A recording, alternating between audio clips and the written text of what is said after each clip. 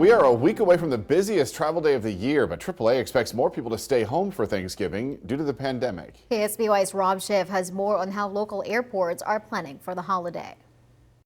A couple I talked to in Pismo Beach earlier said they're staying local and keeping Thanksgiving small this year. But for those planning on traveling, health officials are reminding you of precautions you should be taking before leaving town.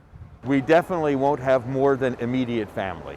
We were talking about having maybe another group added on to the family, but we're not going to do it. Michael and Kelly Stein tell me they're keeping it local this year for the holidays, something many others may also be doing. AAA is predicting at least a 10% drop in travel this Thanksgiving holiday, estimating fewer travelers on the roads and in the airports. But the SLO County Regional Airport isn't seeing much of a decrease in travelers. We're expecting some pretty full flights starting this weekend through next week. Most of what we're seeing is the leisure travel, the people traveling to go have fun or go see family, that type of thing. Craig Piper with the San Luis Obispo Airport says he expects outbound flights to be about 80% full. Business travel is down, but he says people are still getting on planes at a high rate despite the pandemic. Now, when it comes to spending time with family during the holidays, SLO County health officials are reminding people to not let their guard down, especially as the numbers continue to rise.